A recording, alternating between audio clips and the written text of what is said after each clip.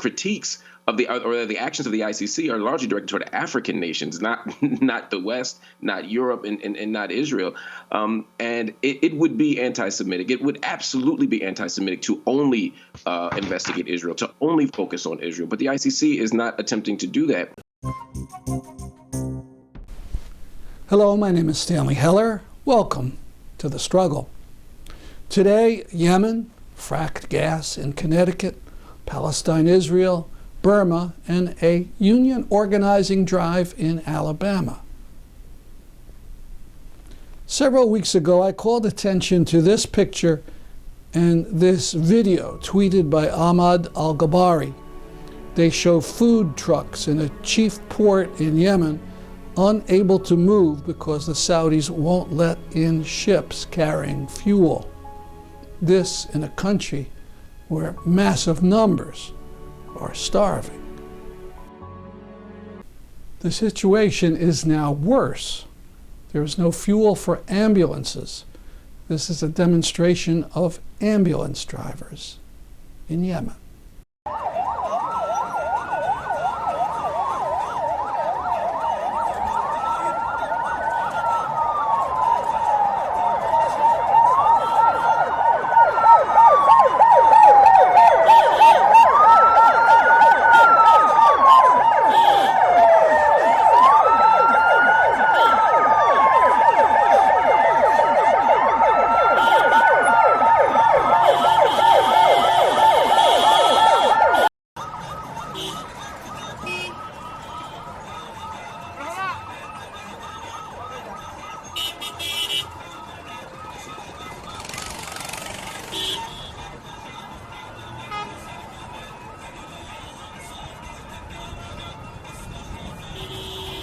The reason for all this is that the U.S. Navy is blocking 10 ships from unloading vitally needed fuel into Yemen. This is taking place in Biden's presidency, not Trump's. Biden, who claims he won't help the Saudis in their war against Yemen. And here's the statement of the Director General of the Sana'a airport saying that the Saudi bombings of the airport have cost the lives of 80,000 people. These people would have used the airport to get medical attention. On Twitter, there are many, many pictures of starved Yemeni children. I won't show you the worst, but here are two. At first, they don't look so bad, but look closer at the extreme thinness of the boys. This final one was paired with one of the same boy without the blanket, an unimaginable horror of skin and bones.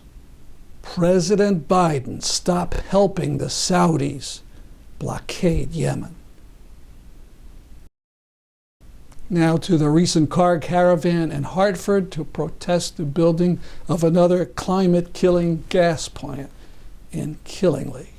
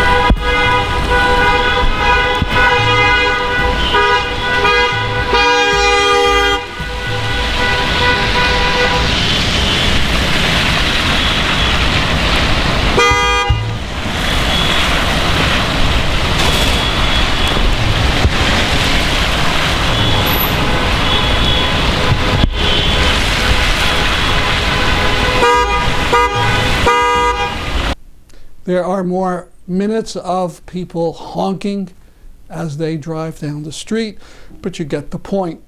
Then the caravan moved on to the governor's mansion.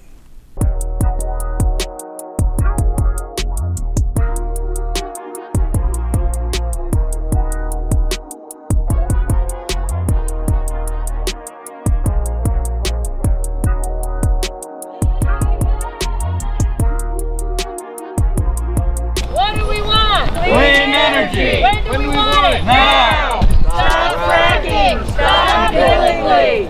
Stop fracking! Stop killing Lee! Governor Lamont, get with the program! Governor Lamont, get with the program! Governor Lamont, Get with the program! Governor Lamont, Get with the program! stop killing Lee! Stop killing Lee! Stop fracking! Stop fracking!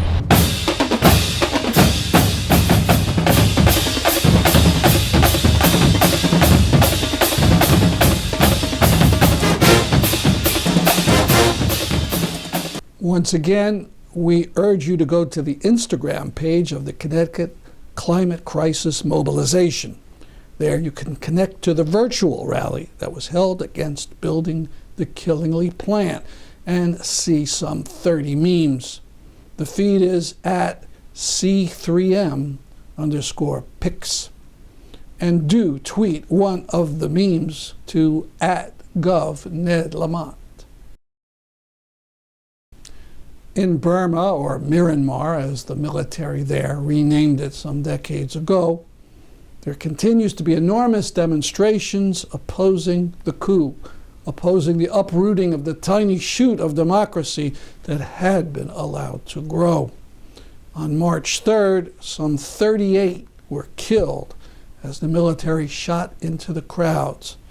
This is video from February.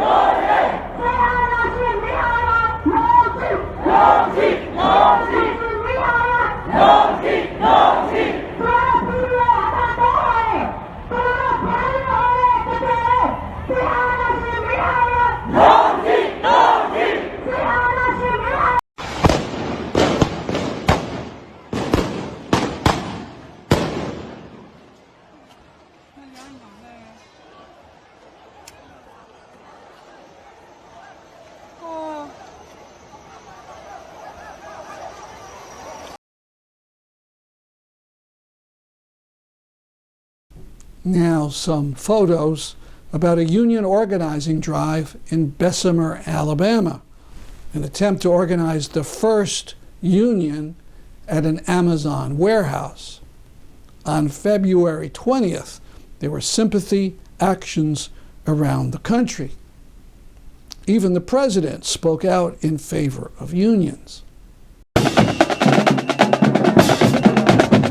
I'm Danny Glover here in Bessemer, Alabama, and I'm here in support of workers here, right here at Amazon, right here with you, knowing that it is a very important moment this month, this coming month, where you're going to work and vote and deliberate about having a union, having the right to have a union, having the right to have union representation in all the matters that means so much in your life. Not only is this for its value, the value for it is not only for you singularly, but for the present, the past, and the future. That's why we need you to vote yes. We need you to vote yes. You carry on the spirit and tradition in Alabama that has fought against so many obstacles. You carry on, you're the continuum of that struggle. It is the right thing to do, it is the just thing to do, and God bless you. Despite Jeff Bezos and Amazon's unbelievable wealth, there's an unrelenting anti-union campaign. So some people are calling for a one-week boycott of Amazon starting March 7 to send the bosses a message. Last week we talked about how Israel refuses to be responsible for getting vaccines to the Palestinians under its control. It has sent so far a paltry 2,000 doses.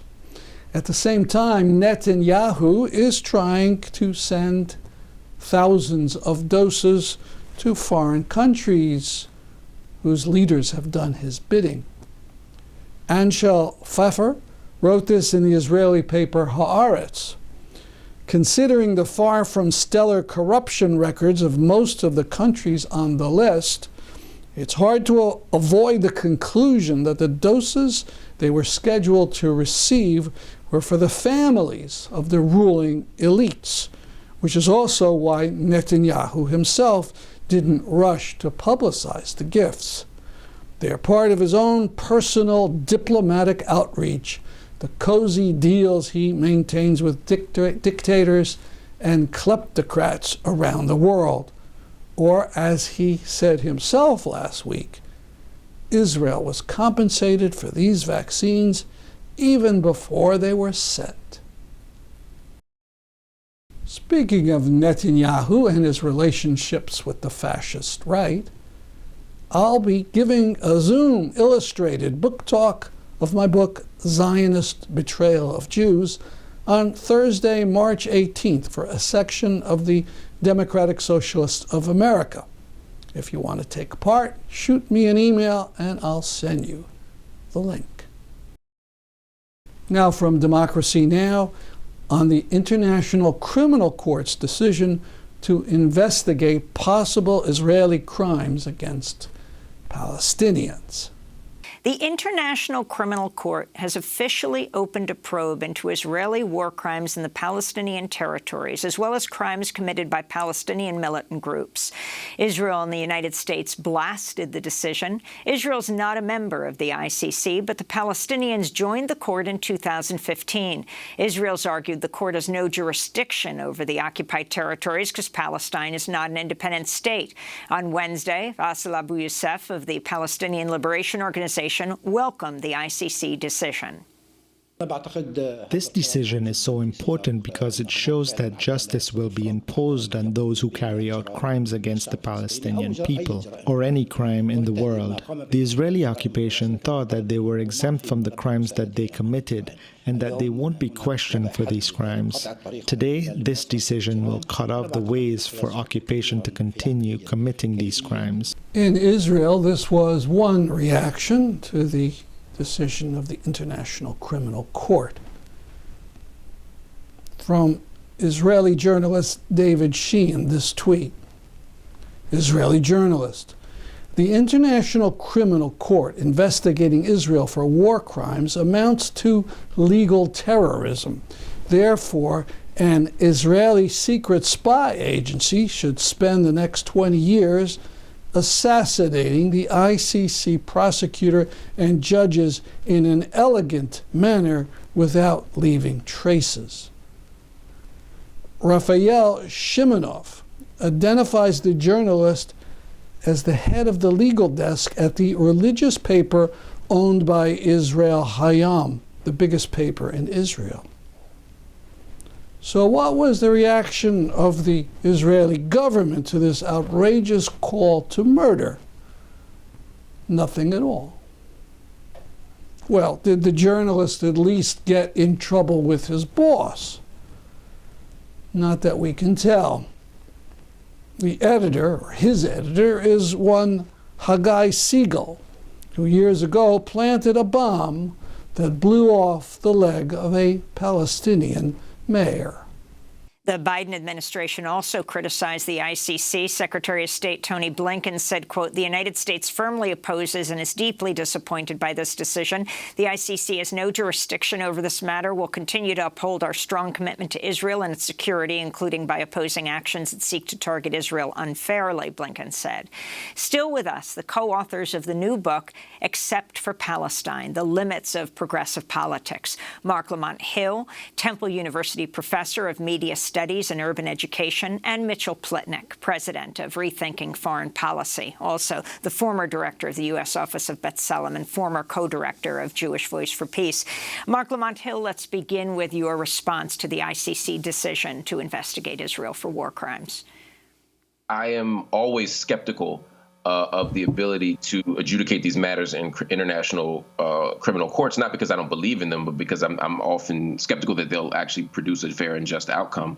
But this is a moment of promise. This is a moment of possibility. The fact that the ICC last month acknowledged that it had jurisdiction and this month says that it's going to actually open up an investigation, I think, is extraordinary. It's important, though, to respond to what Prime Minister Netanyahu said. First, this is not a probe exclusively targeted toward Israel. Obviously, Hamas will also be investigated, and ostensibly the PA could be, although this is largely about Operation Protective Edge, and so won't focus on them, meaning that any war crimes in the territories and in the area could be investigated. Second, the idea that the ICC is somehow targeting Israel, to me, is a bit curious when, quite frankly, the African countries are the only people who seem to get any kind of rebuke or censure or criticism from the international courts, whether it's Muammar Gaddafi, whether we look at the LRA in Uganda. I mean, we could look at Sudan. I mean, the critiques of the actions of the ICC are largely directed toward African nations, not the West,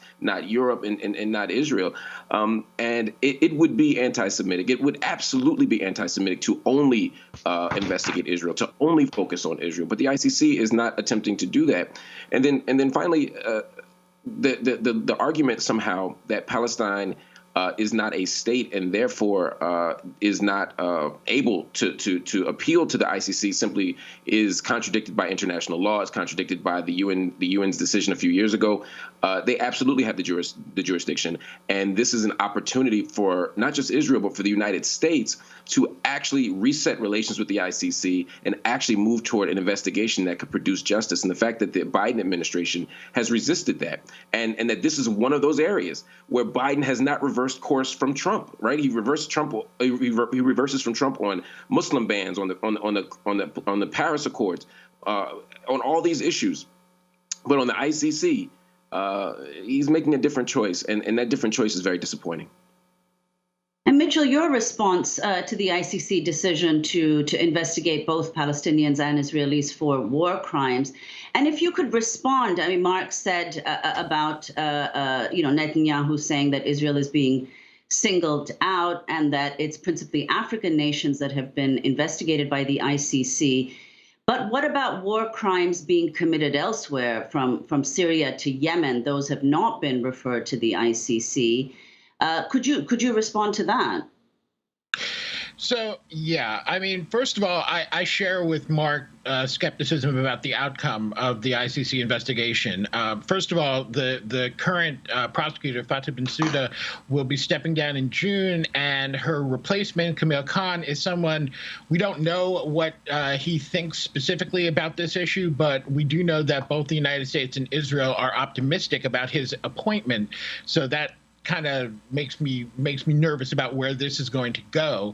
On top of that, Hamas, because of the nature of the two sides and the weaponry that Israel has versus the weaponry Hamas has, Hamas uses weaponry that is by definition indiscriminate. It cannot distinguish between its targets. It's very difficult to aim properly.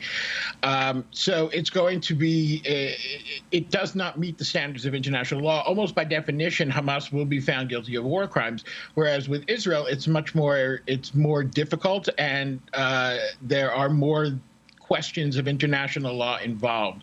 So I'm skeptical about a positive outcome here, as Mark is, which is not to say that war crimes were not committed. I think that's clear. The question is not what we know happened, but what we can prove happened. And that's always a problem because of the way international law is constructed. So starting with that, as far as what Netanyahu said, first, let me say, as a Jewish person, that using anti-Semitism, and even worse, using the Holocaust to shield Israel from being investigated for potential war crimes is remarkably contemptible and deeply offensive to me personally, and I think to many Jews around the world. The issue is very simple. If you committed war crimes, you should be investigated. If you didn't commit war crimes, what are you worried about? So I think there is that point, and there's also the fact is that a major complaint against the ICC has been that it's almost solely focused on Africa, with Yugoslavia having been the only real exception here up until now. And we'll see again where this goes. But it's a fair criticism to say that that the ICC has not applied standards of justice globally. Part of that is because we see the kind of backlash that it faces when, for example, it goes up against the United States and tries to investigate U.S. war crimes in Afghanistan. It is a lot of this backlash is tied to that as well. It's not just defense of Israel. It's also the U.S. looking at its own war crimes and not wanting those to be investigated by an international body. So all of that is kind of coming together here. And I'd like to turn now, Mark, to the book that the two of you have just brought out called Except for Palestine, The Limits of Progressive Politics. Mark, can you lay out the argument there?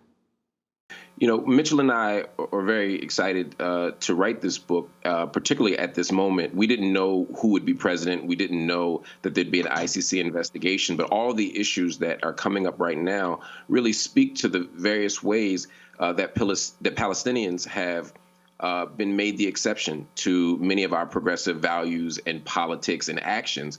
If you think about, or rather in activist circles, I'll start there. In activist circles, we have this person we call the PEP, right? The person who's progressive except for Palestine. This is the person that's outraged at Trump for his actions at the border, who's disgusted by, children in cages, who can't stand to think about the erosion of civil liberties. But when it comes to Palestine, somehow they don't engage those same ideas in the same way. And so in our book, what we attempt to do is lay out the kind of policy groundwork. We lay out the frontier on which these battles are fought. We want people to understand not just the contradictions of the so-called left, but also to understand how those contradictions emerge. So whether it's questions about the right to exist, whether it's questions about BDS, the boycott, divestment, sanctions movement, or whether it's the attempt to make Trump the exception rather than part of a more aggressive articulation of the American rule, we are attempting to show that the American left, those who identify as progressive, radical, liberal, what have you, have not held up the bargain in terms of matching their own ideals and values on this question of Israel and Palestine. And that's something that we want to raise. I'll give one quick example. Donald Trump, who we've made the boogeyman, and for good reason, moved the U.S. embassy from Tel Aviv to Jerusalem, and that was seen as outrageous. Of course, him acknowledging Jerusalem as the undivided capital of Israel goes against international law. It goes against the idea that will allow Jerusalem to be a final status issue. But Donald Trump didn't create that rule. Donald Trump actually was acting on decades of American policy. The Jerusalem Embassy Act was actually signed by Congress in 1995. Under the times of Clinton. And every U.S. president has simply signed a waiver not to move the embassy, but no one has fought to actually get rid of the legislation. So this is bipartisan American policy. Again, Trump was an ugly, he was American policy on steroids, but he was part of a bipartisan movement to neglect the values, the needs, the self-determination of the Palestinian people. And in our book, we try to lay that out in what we think is a compelling way. And Mitchell, if you can talk more about the weaponization of anti-Semitism, silencing those who might otherwise be critics.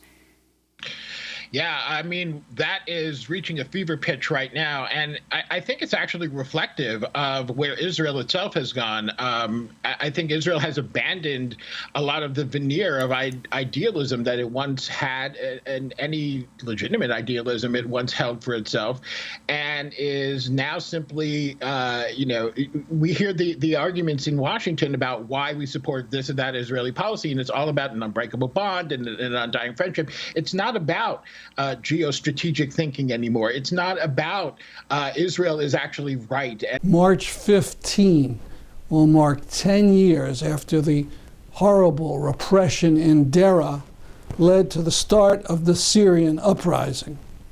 We'll talk more about this next week, but today I want to just mention the pathetic situation of Michael Moore on his podcast, interviewing rocker Roger Waters in part about Syria. Waters, after listening to astrologer Caitlin Johnstone, has become a vicious liar about Syria. Michael Moore praised Waters to the hilt and said not one word of criticism of his nonsense. That's our program for today. Keep safe, folks, but keep active. Listen to Fauci, not your governors. I'm Stanley Heller for The Struggle.